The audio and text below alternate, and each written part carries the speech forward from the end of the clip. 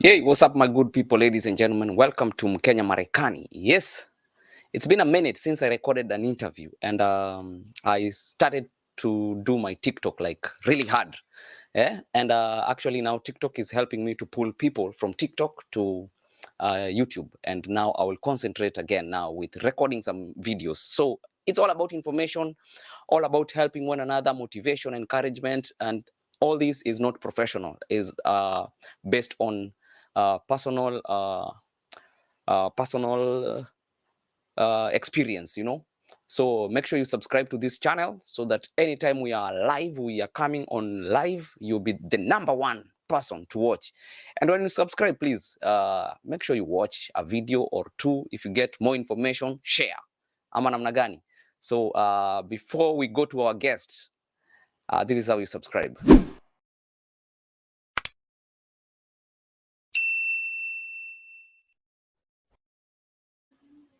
Now, without any further ado, wapi makofi na mbwembwe for our guest. Hey. Nimejipigia makofi. Hey, welcome sana to our show. Thank you. Yeah. Hey. Na umetulia tena sana. Thank you. Yeah, you have to be cordial. Unajua ile usichome ndio tunaanza. Yeah. So because we are talking about a very pertinent issue about student, I would prefer we just keep it English so that people from Ghana, people from Kenya, people from Somalia, everywhere can grasp something, Okay. So yeah, maybe we start by introduction. Tell us who you are, and then we can move from there. Hello, everyone. My name is Maureen. I'm originally from Kenya and now reside in the United States. And I work as an actuarial associate. So I'm here in the interview to try and inform you guys out there, if you're from Africa or any part of the world, your opportunities here in the US, if you want to come in as a student, and if you want to study abroad and further your studies. So I have a bit of information on that, and I hope it will be helpful to you. Thank you. Yeah, absolutely amazing. Hey, fantastic. Hey, big titles, eh? I'm humbled. So before even dive into our interview today, we'll be talking about life of a student here in the US. Because hey, big up, you have a master's, that's a big thing. And before we even go there, let's just discuss first of all how you came to the US, when you moved to the US.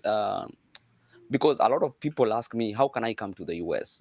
And I always tell them there are so many diverse ways of coming to the US. And today we'll be hearing one of the stories, how you came to the US. Yes. So for me personally, I came to the US as a dependent of my mom's. So that's how I was able to get my green card. But I have met a lot of people who come through different ways. As you mentioned, Gary, that a lot of people come through different venues, and one of them is as a student. It's a lot easier to come in as a student than one thinks, and I'm here to share that information. I came to the US about 9 years ago now. It's the life of a student is not easy. It's not easy at all, at all, at all. I think now that you've come to the US, things are going to be a lot more easy than if the university is paying for school, you will have to work very hard. You will have to go to the university. Yeah. Maybe before we continue to life of a student, now you've come to the US. Umeingia US with your mom. You're fresh from Kenya. I don't know where you come from, Kenya, but your life experience now being in the US. Just tell us about the cultural difference to acclimate to being an American now. There's a challenge. Some people take up to 2 years, 3 years. You've never understood what you want to do. Yeah. You're just confused because maybe you came from home as a CEO, as a big person, but you realize here, sometimes if you didn't come as an expatriate, you have to start from ground level. So tell us a little bit about the cultural difference that really you had to acclimate to that. Yes. So I'm originally from Nakuru, Kenya, went to school in Subukia, Elbagon. So anyone who's from those areas, yes, that's where I went to school. Nakuru County is my hometown. I went to university in JKUAT, so in Westlands campus. So I've lived in Nairobi as well. So coming to the US, I thought, well, I have a bachelor's, so I'm going to get a job, at least a bank. But that wasn't my experience. That's not my experience at all. I think some people will tell you, no, it's okay if you can do this or that. Maybe sometimes maybe it's blessing or something like that. I know someone who was a nurse in Kenya and got an opportunity here. So sometimes, or IT, there's a really big transition. But like with my particular degree that coming to the US, I had to start from um, so so when you soon as I landed here, one of my big culture shocks was how fast things move. Things are moving Mm-hmm. very fast. It's overwhelming, especially at the airport. We got lost. We missed our first flight. And we slept at the airport. We didn't have money. We don't have a phone. We had to look for a guard. There was a guard who was moving around, and we were like, "That looks like an African." And we had written my mom's number somewhere, so we asked him for a phone number, so our phone, so that we can use the phone to call my mom because we had missed our flight. Mm-hmm. Yeah. It wasn't very easy at all. And then the way people are speaking is like they're speaking very fast and they expect you to know what you want, and we're lost. I don't think they're very open-minded to people from other parts of the world. That this person is different. They come unless the person has traveled and seen other parts of the world, they're not very open-minded to try and see things from your point of view. So you feel very lost. Yeah, you've talked something very vital that English sometimes can be a challenge. Even if you come speaking very fluent English, Yes. English can be a challenge because the expressions are different, the terminologies are different. Some of the words we call back home because we use British English is a challenge. So I always tell guys, utakuja hapa, your English will be like, do I know English or do I not? Am I speaking English? How come you're not hearing me? Yes. And some guys are like, people back home, they think people in America just come to America 3 days and you start twanging. That's true. It's not our fault. Because Yeah. you say water, nobody will understand you. Yeah. I think it took me a year to say water. What is that? What's that? What's that, man? Never mind. I don't like that. Especially when they say never mind. It's like I'm not stupid. You just need to be patient. Yeah, they don't know. Yeah. They say something. Never mind. They're like, huh? Never mind. Yeah. Do you find like us coming from Kenya, because we were told when an adult is speaking, yours is to keep quiet. You're supposed to look down, especially if you're wrong. But in America, the culture wants you to face all the issues, bring out your frustrations, bring out your anything that is in your mind. It's your it's your stuff. Just talk it. And sometimes people here have felt like they feel like they're shy when they're in American crowd. Did you ever feel that? I still struggle with that almost 10 years in. I'm trying to go Toastmasters. They have this program with Toastmasters and leadership so that you're open in front of people. Again, as I said, Americans are very open. That's just my opinion. I'm not saying in general. I'm just saying, like sometimes in Kenya, when you don't speak, someone's like, "Oh, do you have something to say?" But in America, if you're not talking, they'll ignore you the entire time. Everyone is like outgoing. Children will be like, "No, I don't want that." They'll speak at you, and it's like, "You little person." So Yeah. like, I don't like that. I want that one. They know what they want from their children, and that's how it's expected as you grow. But just in Kenya, you don't make eye contact. And I've never spoken back to my dad. No matter the I have never spoken back to my dad. But here, they want you to speak your mind. And women are very. It's not. Expression. Yeah, and women are very bold. It's not like in Kenya, women are bold. They're not bold at all. Here, women are bold. They're independent. They're competitive. In my field, you would think that my field is very male dominated. That's not the case. Women are coming up. They will work as hard as the man. Mm-hmm. And the eye contact, you have to make a strong eye contact. You have to speak audibly. It's not like I used to be, when I'm speaking, I'm like, Yeah. and then people ignore me. They're like, huh? And then they ignore me. And then I realize, Yeah, yeah. And then I learned about adaptability. You have to adapt very fast. If you're Mm-hmm. quiet and reserved, they ignore you. It's like you don't exist. But you have to learn, oh, okay, if it's like the boss likes sometimes being social, like with the boss, being social with like they see you, you're talking to them, they want you to be friendly. Like here in Kenya, you don't go being friendly with the professor. He is professor, whoever, No. and you're a student. Yeah. In fact, you call them professor. Here you don't they don't allow you to call them those No, titles. no, it's very uncomfortable for me as well. We have older actuaries, old, like 60, and they want me to call them by their names, like Don, Dan, and it's like I prefer to call you Mister Who, but they don't want that. That they feel like that's true. That's not very respectful. It's like, yeah, Yeah, yeah. no, So this in this US, even the ladies are not called Mama Nani. You call them everybody by their name, even your in-laws, even anybody. yeah, that It, happened to it, my it was a uncle. cultural difference for me. Yes, yes, yeah, me too. My own uncles to naita baba nani, baba nani. Akikuja hapo usiniite baba nani. Named this uncle who, and I was like, what? I was very surprised that my uncles had come here earlier than me, and I was very surprised that wait, when you changed your name? So yeah. Wow, wow, wow, wow, amazing, amazing. Now, let's now dive into student life. You came here with already an undergrad, right? Yes. Did you ever use that like here in the US? Because sometimes people ask me if I have a degree in Kenya, how can I make it practical now in the US? Do our system match Kenyan system and the American system? Again, I'll talk from my experience. Everyone has a different experience, and that's why it's good to do these interviews because someone else's experience maybe took them further, or maybe they were able to convert their degree back in their home to the degree here. My experience, or the way the people I've met, I know something like nursing.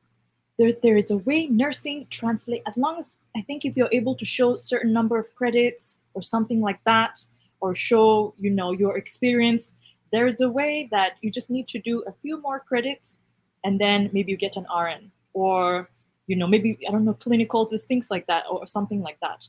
Now here, a lot of professions have licenses as well, so they might see that you have good experience, maybe uh, be an apprentice, work as an apprentice, and then get your license maybe in engineering or something like that, and then be an engineer. But for me personally, a lot of people are telling me, oh no, all you need to do is just, maybe in my profession, it's like accounting. You need to do professional exams. They just did do professional exams, um, and then get into the profession. But that wasn't the case. Now, was my degree completely useless? No. I need a bachelor's degree to do a master's degree. So Hmm. what happened with the bachelor's degree is they don't know first class, second class upper. They don't know those that way of. Yeah, they don't use that same system. They don't use that same system. So I Hmm. used. There's a Canadian company. What is it called? Wex. Webex. I Uh-huh. should have written this down. Yeah, there's a Canadian. Yeah, this is very important that if someone wants to come to the US, they change their transcripts using this Canadian company. If one can Google a Canadian company that changes your transcripts. So they changed my transcripts from the Kenyan system to the American system, and so I got a GPA. So that GPA is what you offer to the university. That the GPA. Okay. Uh-huh. So and then from that you were able to now go to do your other program now, Okay. or you had to do more Well, more classes. it depends. My goal was to do a master's, and whatever they'll tell me, I'll get it done, and then I'll do the master's. Okay, so the first thing is that you have to change your transcript from, you have to change the system from the Kenyan way or the African way, or from where you're from to the American way. That costs. I think it cost about 300. I don't remember. It does cost. So there's that. And then you have to do a like GMAT or GRE, which is like an exam, depending with the university. Now, I would recommend for someone to check out the universities they're interested in. Before I forget, Hmm. my experience is that if you want to come here with a scholarship, whether from the school or something like that, I would recommend you go to a school in the Midwest.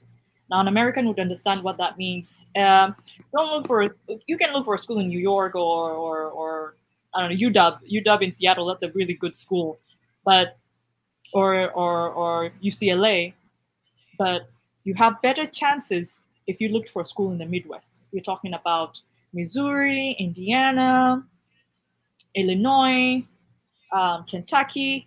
I know those are places a lot of people are like, no, no, no, I want to go to New York. Maybe you can look for a university in the Midwest and then maybe go to New York if that's what you're interested in. It's just you have a lot better chances, especially if you want to get a scholarship to come to the Midwest, to schools in the Midwest. So you need to make sure you have, again, your transcripts evaluated, and then you've done your GMAT or GRE, depending on what the school wants. Make sure you've looked at the school. What is it that they want? They require you to do a GMAT, GRE. You need to do an essay, something like that. And then the next thing is prerequisites for the program. So maybe if it's an IT program, make sure you have all the prerequisites they need. Sometimes those prerequisites may require you to do online classes, and you might need to do online classes that are in the US, maybe back at home. But if that's what they require for you to get into the program, you need to do that. So that's what I did for myself. I feel like I had everything I needed, but I did redo. For me, it was like redoing these classes because I'd already done them. It's just my transcript could not show that I had done those.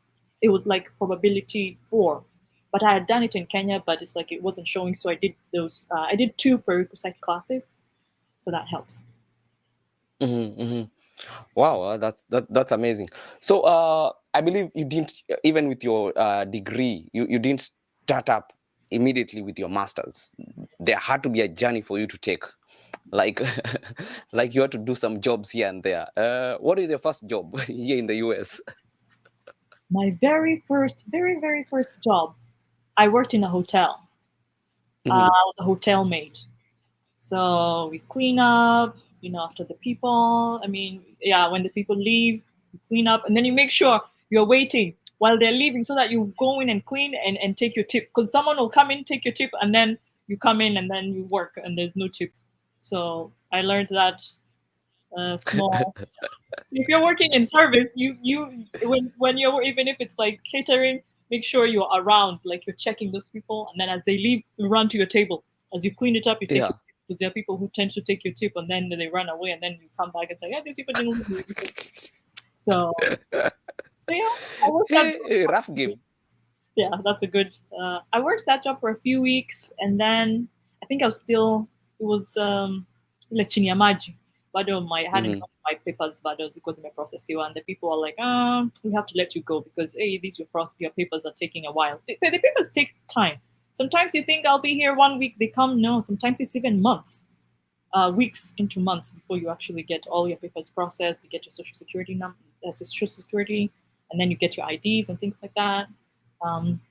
Yes, and then I worked in a lumber factory for a while. Hey, lumber factory, and then I'd never worked at night shift. Yeah. It was one of the most difficult things I'd ever done in my life.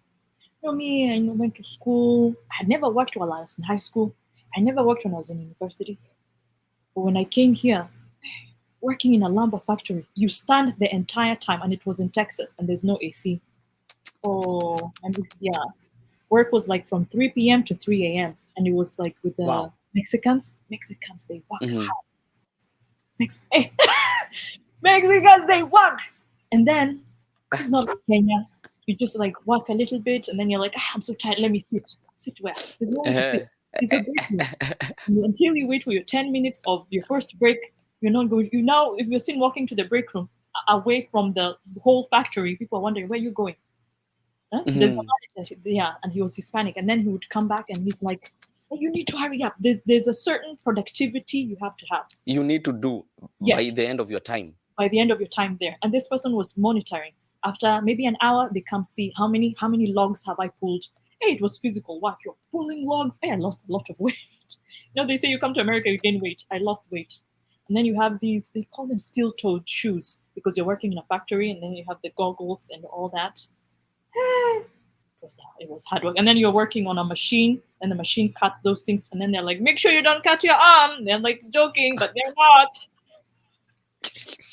So yeah, Wow. So how long did you work in that job now? I worked like 2 months, and then we had an opportunity. It was like in the Austin area. We had an opportunity that, hey, if you go work in the prison, you get health care. I was like, I would never work in a prison. I ignored it. Hey, this work at the lumber factory got more difficult and more difficult and more difficult. And then it was seeming, and then here you have to pay your bills. Mm-hmm. Your bill. No one is not you. It's if you find someone who's giving you somewhere to stay for free in America for more than a week. That's do not take that. You have no idea. Someone is giving you food. Someone is driving you around. You're using gas. They're using money for food. They're using a place to stay, AC, everything. These small things that we don't even think about it. Anyway, so here you have to pay your bills. On top of that, of course. we have 3 kids. There's only one mom, 3 kids. So my mom was like, hey, we need, you guys need to figure out, here you need healthcare, things like that. So this place had good healthcare. So we went to the what is it called? Training. Like basic training for the army, but instead this is for the prison. So that's where we went. Anyway, so we trained guns and all of those things, and then you start your job. Again, that was more. It was difficult, but in a different way. Like working in the lumber factory. Difficult, different way. Yes, because working with inmates is not easy. It's something else. Yeah. That's definitely it's not easy. So I worked that for a year, for 2 years almost, or a little over 2 years, and then from that I thought, let me go into my aunt. 2 of my aunts are actually nurses, so they're like, well, since you don't like that job, do you think you can get into nursing? I was like, okay. So I kept asking people about my course that I had done. I'd done actuarial science back in Kenya. And I'd ask people, hey, what about actuarial science? Yeah, like I've never heard of anything like that. So I'm like, hey, it doesn't look like this my degree I'll ever go back to. So I got the opportunity and I came to Seattle, where my aunties were, and I thought, let me start nursing and let me start caregiving. So I did caregiving for a while. I did HCA, home care aid. Yeah. Yeah. And so it was like, are they paying? Would they help me pay for my school or not? We're not sure. Then I thought, hey, this HCA. Before I turn it to CNA, and then LPN, and then RN. How many years would it be? Those are gonna be long years. It's gonna be long, tedious years. So I thought, this caregiving doesn't seem like it's too difficult. But then the job that I got was in a nursing home. Mm-hmm. Nursing home? Oh my god! People who work in nursing homes. America is hard. You're trying to run from something to you're thinking you're going to something that's easier, but that's not the case. That's not the case at all. At the nursing home, it was definitely a challenge for me. It was definitely a challenge. They say in America you choose your hardship.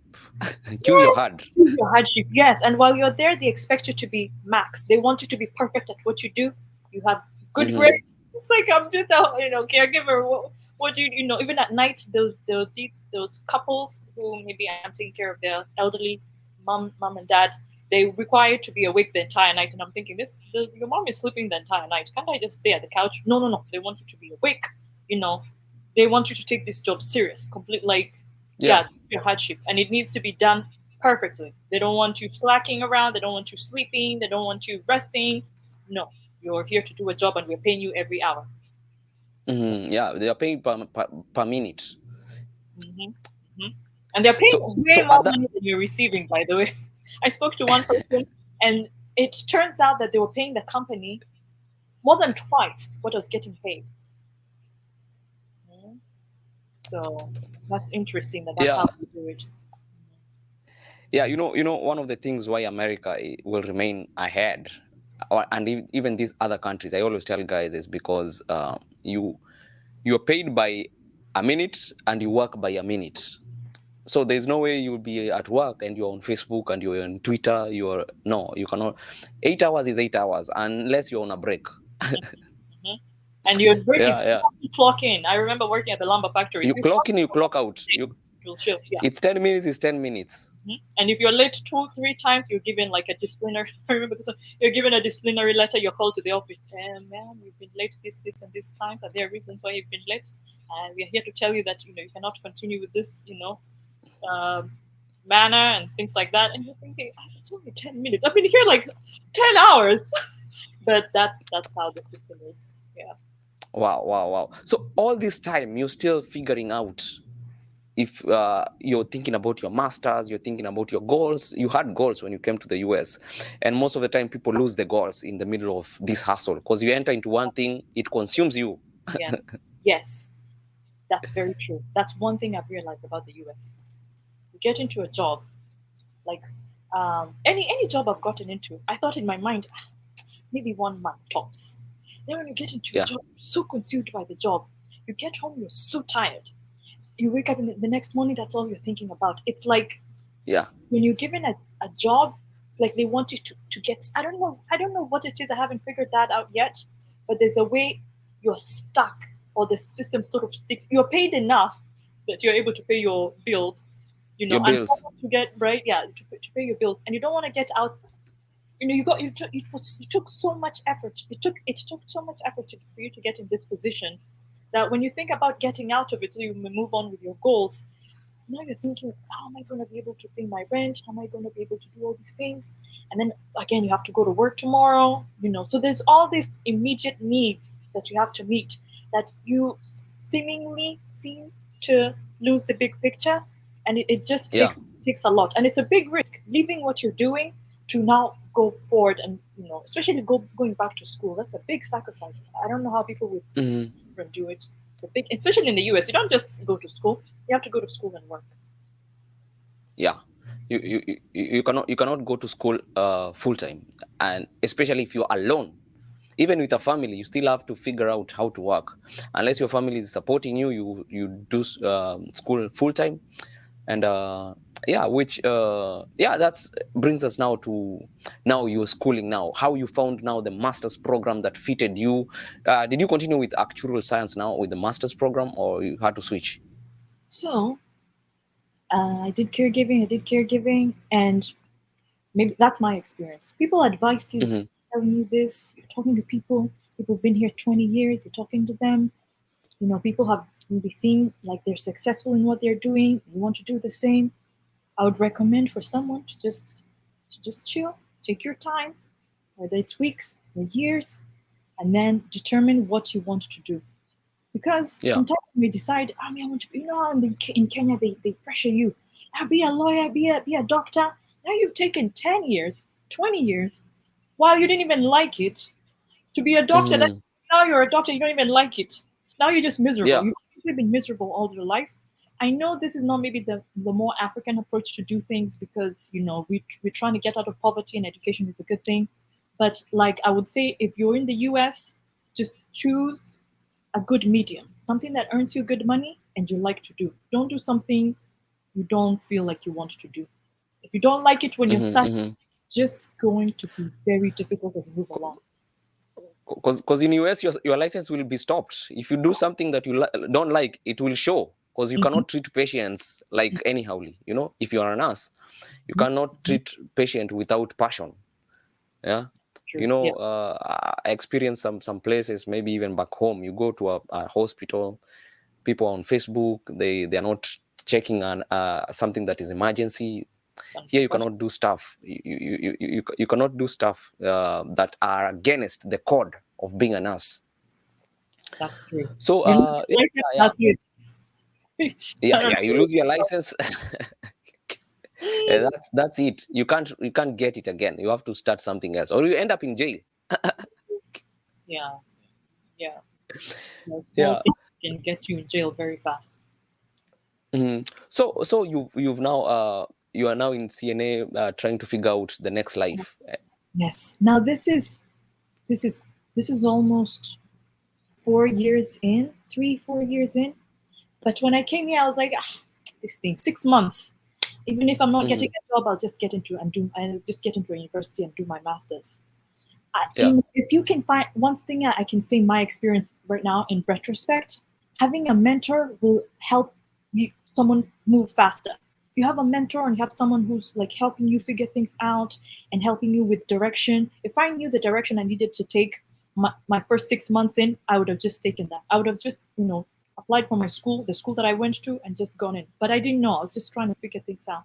Anyway, so with the nursing, it seemed like I don't seem like I was getting a lot of support with, am I going to be able to really pursue it or not? And if I was going to do it by myself, it means I was going to be, all this, a CNA, continue working this long, continue working as I go to school. So I thought, I know people don't know much about actuarial. I started doing my own research. So I said, I've gotten this far with the actuarial. I've gotten this far with it. And it seemed to me at the time, that's just how I saw it, that I have a better chance, seeing as I'm seemingly moving with this alone. If I had like some support and I have, maybe I would be able to do something else and move, especially like support with like school and, bills and things like that. Maybe I would have pursued a different way. But with the actuarial, I thought, okay, I had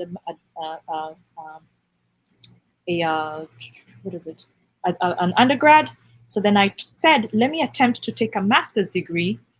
Maybe with a master's degree, I can get into the profession, because with my degree, I cannot get into the profession. And then someone said, maybe try to do the exams. There's these professional exams that you need to do. I attempted those exams. I don't know what education I had in Kenya. I had education. It's just the system is failing the students. That's what I'll say. Because I feel like let me just cut you a little bit. How comes people say that education in Kenya is the best? At here, there is no education. I've heard a lot of people say that. My experience is high school. In high school, we'd wake up at 4. We have morning prep, and then we have the whole day, and then we have night prep, and then we're studying Saturdays, we're just studying Sundays. But my cousin, she would leave for school by 7, and then she's in school by 8, and then by 4 she's back, and I'm like, wait, school is over like until tomorrow? And I was like, what? That's like half the day for me back in Kenya. So if there's an American student for them to do KCSE, yeah, it would be better they didn't even do the mock exam. So I would high school here, yes. Someone who's coming from high school here, coming to college, they're prepared. Now for the Americans, because of the way they've been trained, just relaxing, it's high school. And then after high school, they have a lot of extracurricular activities. A lot of those extracurricular activities do help them get scholarships when they go to college. So I'm not, so I would say I like their program. It's half and half. But I feel like as someone who has taught undergrads, I actually taught math undergraduates, I feel like the undergraduates really, they struggle. The system, the university system, okay, maybe college, because I've been to a community college as well. Community college is okay. It's a good transition. But university, it's like a whole other world. You were just doing a few math, maybe you're just doing normal math. You didn't even do runner's stat. There's a thing they call runner's stat where you do a few college classes. You didn't even, you were not, here they are like, well, you seem like you can't do math. It's okay. Just stay in your lane. They don't push you, but in Kenya, they push you. Yeah. Not good in math, you need to be good in math. You need to get 70%, 80%, or you get, beaten up or things like that. But here, they let you be comfortable. Then when you go to college, there's all this that's coming at you and you're so overwhelmed. So you have to, so the American student has to adapt. So I will say that the university here, if you want to be an engineer in the US, my friend, if you were a joker in high school, in college, you're going to have to transition. You're going to have to start doing a lot of mathematics, a lot of programming classes, and these are things you didn't do in high school. So that's the experience. Wow. That's very very deep for people. I hope you guys are learning, bana. Comment down there. Tell us if you have any question. Please shoot your questions.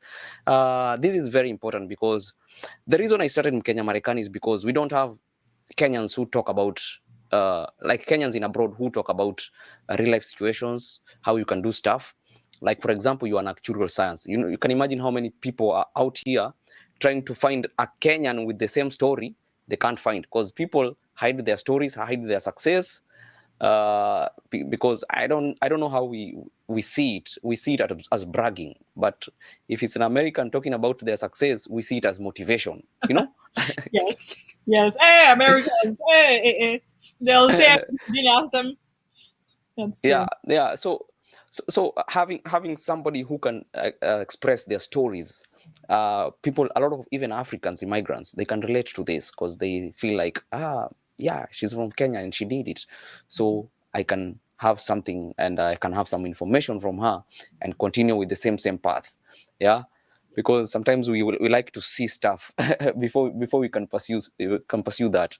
Yes. If you see someone who's done it, you're more, someone especially who looks like you, has the same story, you're more motivated to do the same thing. I wish I had met someone like me before who had, gone through my, my path. I would have reached out to them. It's only that also our people, you will ask them, they will say, it's God. Just pray. No. Well, it's God, but you need to know, where did I see this? I just saw someone, I think I was looking at one of your interviews, and the person said sometimes God is blessing you by helping, using other people to help you. So when someone says it's just God, it's like, okay. And then, well, God is using you as a vessel to help me figure it out as well. I think Yeah. we should do the best we can to help the other person, or at least give them as much information as possible. So we were continuing now before we were rudely interrupted by other side stories. Now, have you now found your program now? Have you joined school now? Now the master's program? So with the master's program, I didn't know that if you go, I think maybe I had heard of it. I don't know. When you go to a different state and you've lived in a different state, they're going to charge you as out of state. Out of state students pay at least twice as much as in state. I didn't know that. So in my program, my mom had told me about something called assistantship. She said if you want, there's this thing called assistantship, and some universities give that. And that's why I'm encouraging people. If you really want to come to the US and you want to increase your chances, look for a school in the Midwest. Don't try New York and all that. New York life is hard anyways. I know Midwest is considered country, which it is. There's just corn and a lot of fields and people. But why there's opportunity is because a lot of Americans, first of all, America is there's a reason why it's a first world. And I know why people are saying, okay, the education, yes, but when you're a full engineer here, when you've gone to Harvard, this is a good education. So a lot of people are going to look for, first of all, Ivy League schools. If you're the best of the best, they're going to call you to an Ivy League school. It's like in Kenya, you go to Maseno or Alliance or whatever. So the America is going to first of all give priority to its citizens. Yeah. And the best, the most brilliant of every state is going to go to those schools. So the ones in the Midwest, a lot of people the people who actually decide to go to college, there's that too. A lot of Americans, considering the population, are not very interested in even doing like a advanced degree. And also degrees in STEM, there's a lot of opportunity there because Americans tend to shy away from STEM degrees, engineering, anything in mathematics, anything in the sciences. So a lot of opportunity there.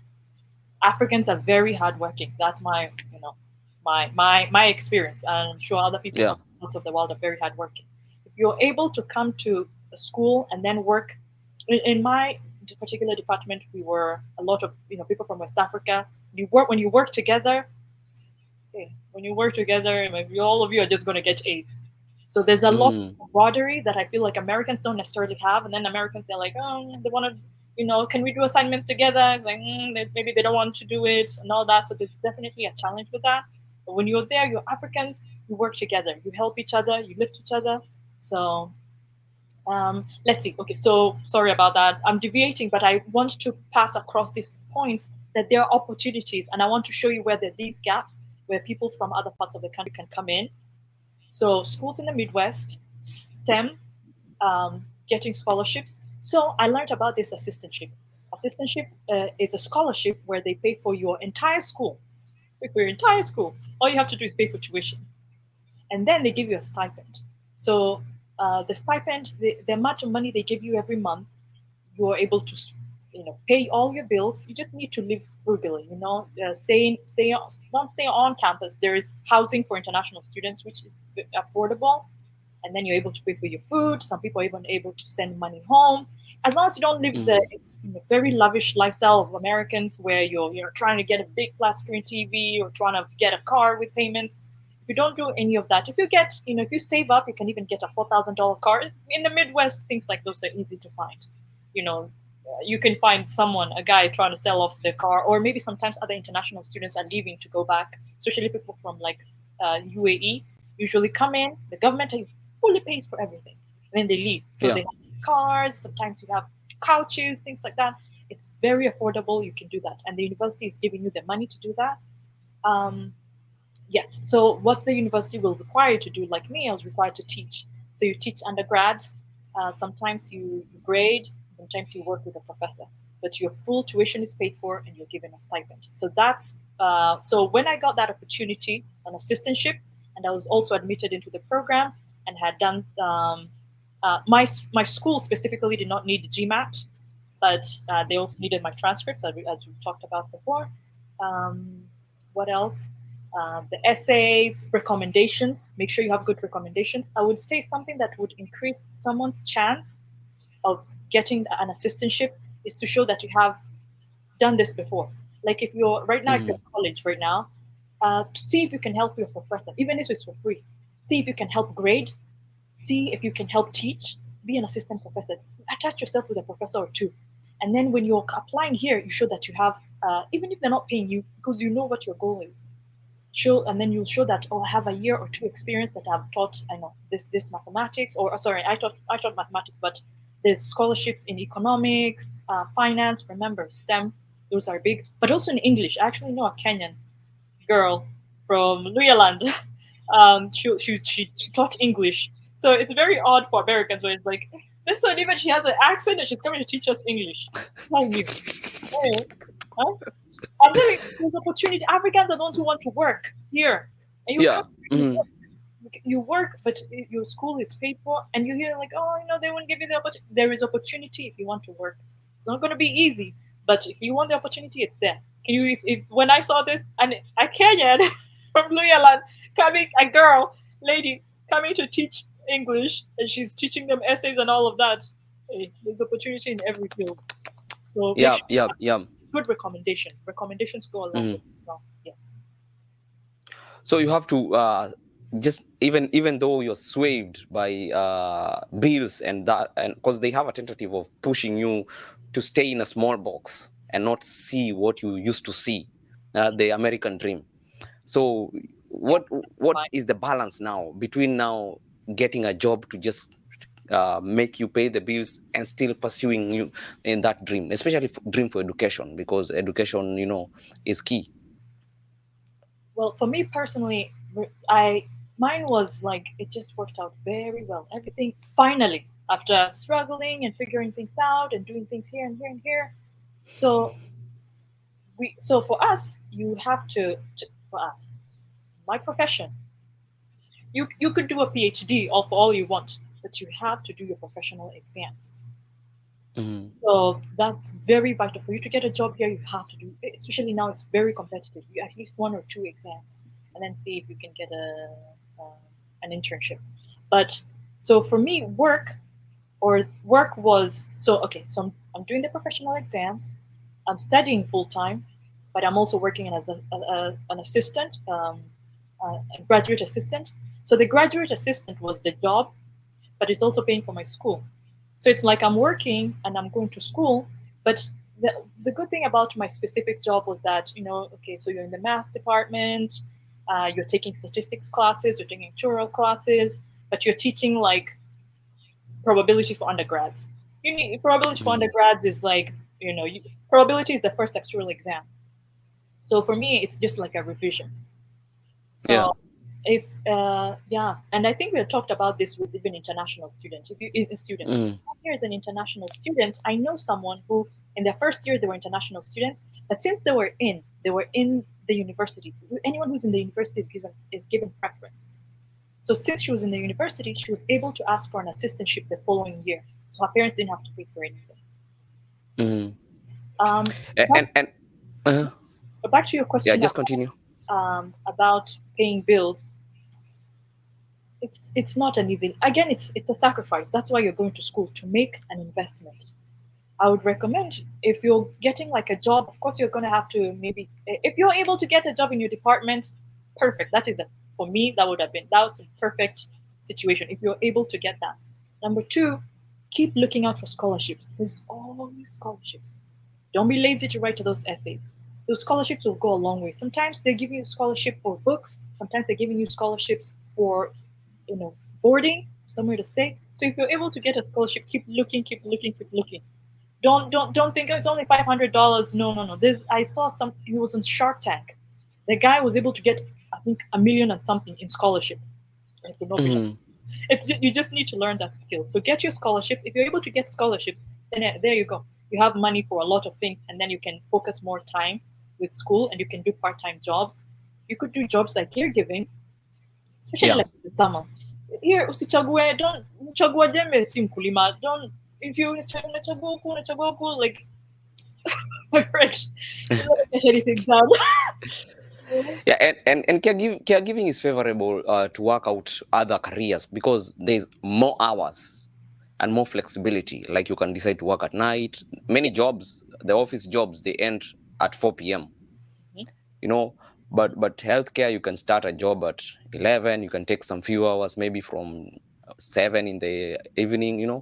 There are different schedules. So I find that a very easy supporting job for your other careers. Yes. It's only that don't lose focus. Yes.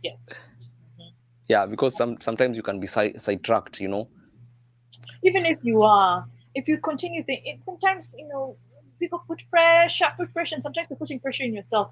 If you find yourself, you really thought about it, and then you lost, you lost focus, and then 9 months in, you think, oh, what happened to me?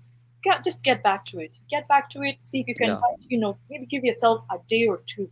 Maybe you go on like a staycation or mini vacation where you're just clearing your mind, and you're just giving yourself an opportunity. Just one thing I can say with my experience here is persistence. Even if after those 9 months, after you've thought about it, you've planned, and then you started, and then you stopped, and then you think about it after another year, go back and do the same thing. One of these days, it's going to work out. Just don't stop, because if you stop, what's next? So I would tell people, just keep going, keep trying. Yeah, no stopping, keep going. Yeah. So what about what advice can you give to that person who, I know you didn't come with F1 visa as a student, but there are so many people with so many questions, and you have experience. You are vast right now because you went even to your master's program, so you're well versed. So what is that two advices you can give to a student who maybe coming fresh from high school, wants to come to the US to do their degree, or they are done an undergrad and they want to do a master's program here in the US? Undergrad, I can't speak too much on that because I don't know. Now, I know a lot of people, even from Rwanda. I had a roommate from Rwanda who came here. The governments are very, check your government.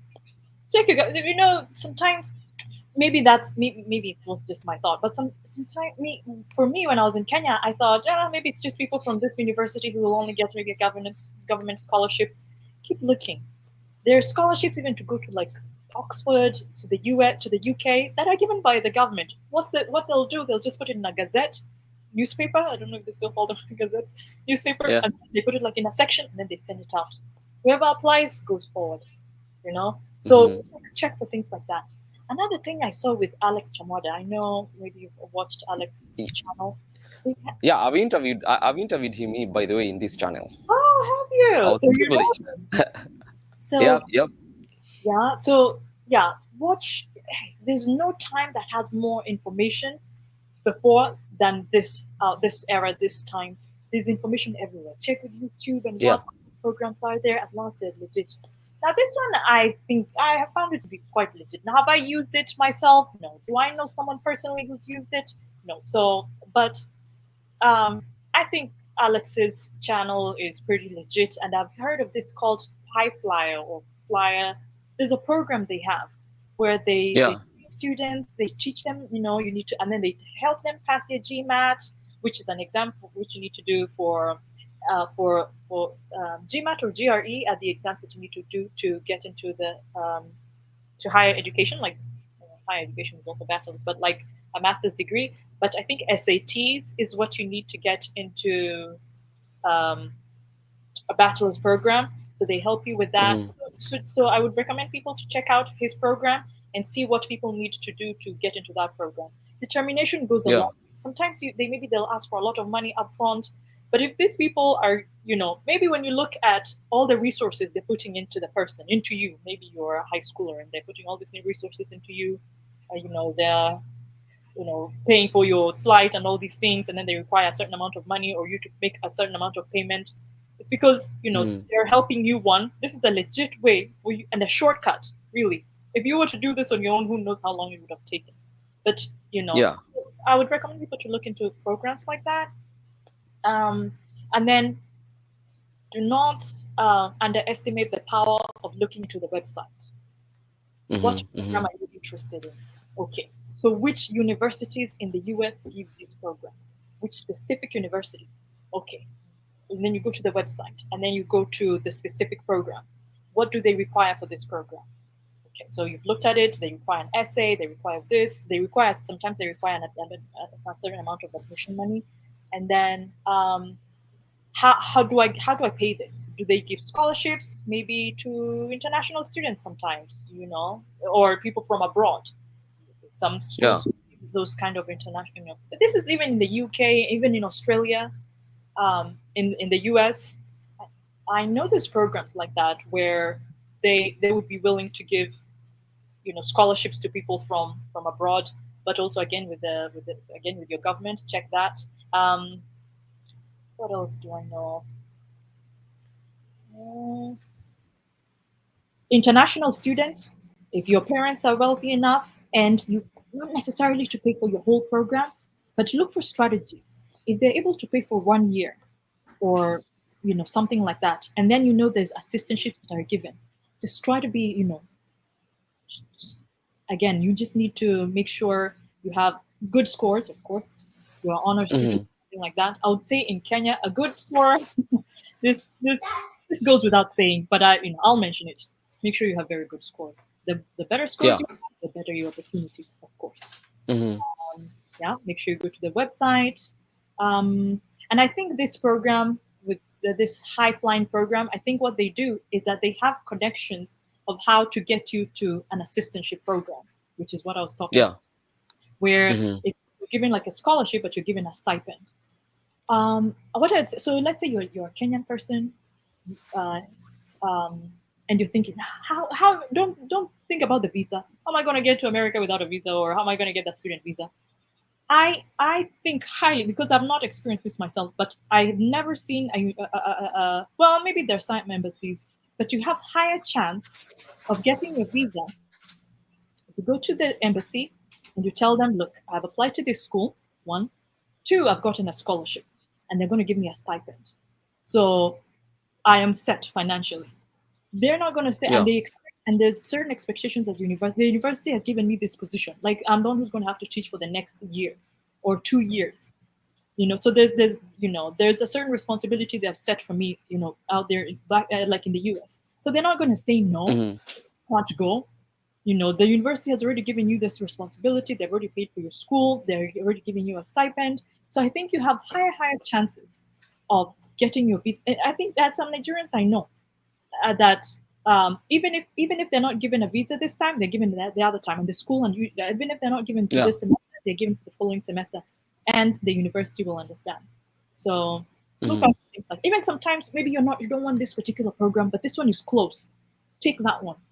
Don't be too closed-minded. Take this one, the next one that seems like this one has better opportunities. I seem like I can get into this one. Then later I can change to this one. Just maintain Wow, yourself. that's yeah. And maybe about even the international students working and going to school at the same time. Maybe they need to know that as well, because it's not school you'll come to do. Even if you get a full-time scholarship, it's not enough. You'll have to still work, find yourself a job. I don't know. Now you can elaborate that, because you've at least experienced some few international students, and you can say something. I can say working as an international, working with an F1 visa outside of school is illegal. Yeah. I mean, that's full stop. There is no, So you're able to Nyamaji, okay, and that's like in the summer. But I would recommend working in the department. Whether you're working at McDonald's or you're working at the department, they'll still pay you like $10, $12 an hour. So if you're able to work in the department at any level, go ahead and do that. The working at the department doesn't necessarily mean you have to be a graduate assistant. You can be a tutor. See, that's the thing. If you're good at what just work hard, get good grades. If you apply to be a tutor, they'll be like, you're very good. You've got good grades. Here you are. They'll give you the opportunity. You can work as a tutor. You can work like front desk, things like that. And then here in the US, you have to apply for things early. Don't wait till last minute. Everybody has already applied. People apply long time. There's no last minute.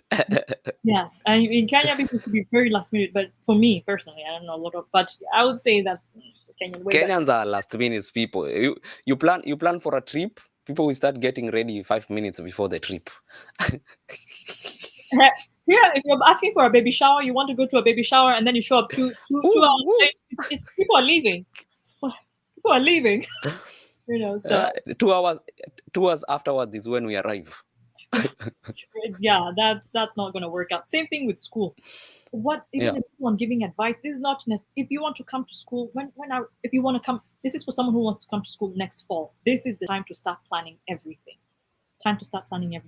Also, the recommendations go a long way. Start creating your relationships with your professors and things like that. Recommendations go a long way. So start preparing early, even when you're a freshman. Start preparing for how you're going to for your masters in the US. Everything I've said, dot all the I's and cross the T's. Make sure everything I've said. Start helping your professor and things like that. You'll show that, I have 2 years experience working with my professor this way. They're not going to say no. And then apply for school way ahead of time. Don't apply late, especially if you need a scholarship from the university.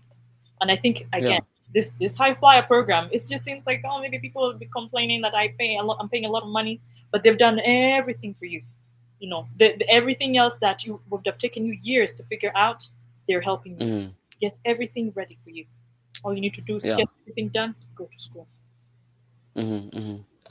Wow, that's fantastic.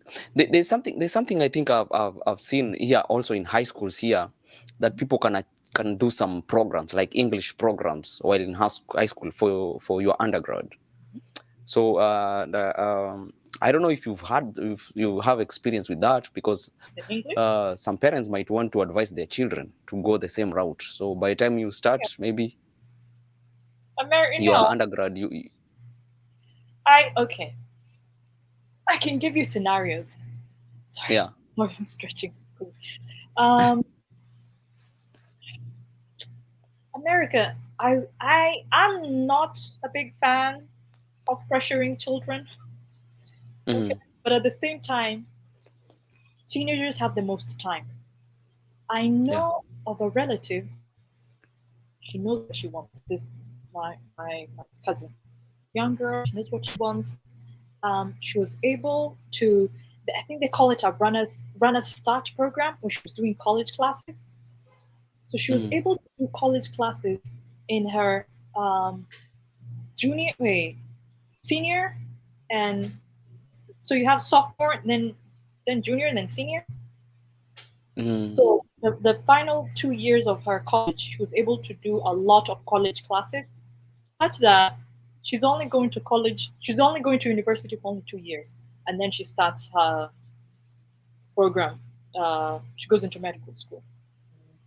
Wow. So there's opportunity if the student works hard, and then but again you have to remember with the US there's quite a bit of balance. So if you have a Mm. child but they're doing very well in the football team, football or soccer.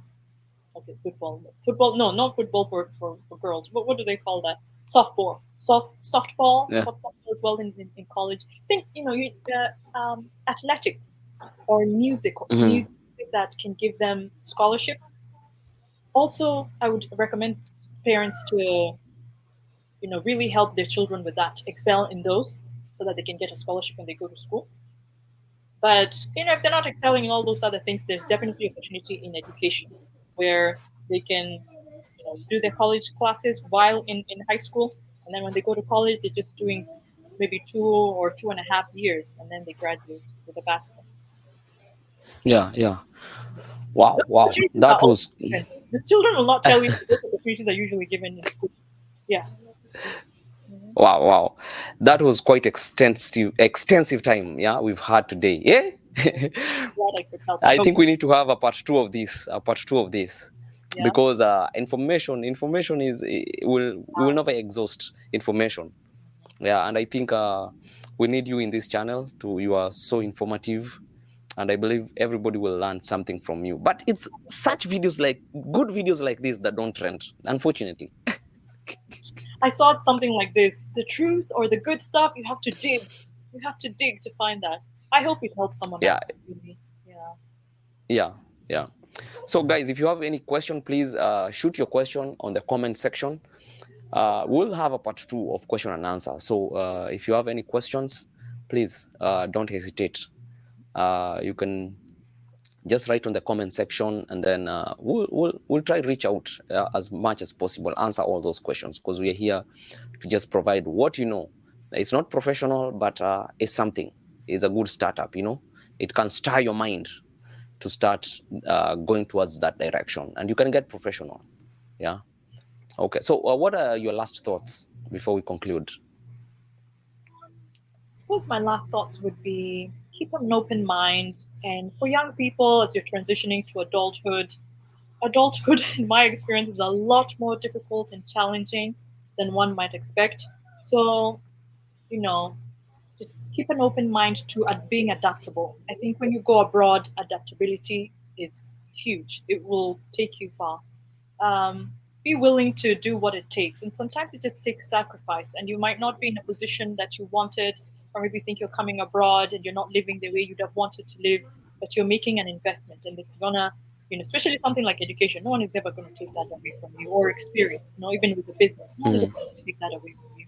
So, I encourage people to, sikufe moyo. Uh, give up. don't give up too early. Just keep going with Hmm. this. Just keep going. Don't yeah.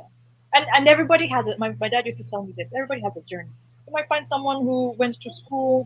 They went to a really really good school. They were sponsored. They went to the UK and all of that. And you're thinking, oh, what about me? Just follow your own path. And you're your own competition. Don't look at what other people are doing. Yeah. Hmm. Hmm. Wow. Wow. I will not add anything. That was quite encouraging and motivating. You're such a humble person, eh? Uko na masters. Wengine wakiwa na masters huko tutuli. Maybe the ilikuwa Hmm? bure. Yangu tumeng'ang'ana. Yeah, yeah.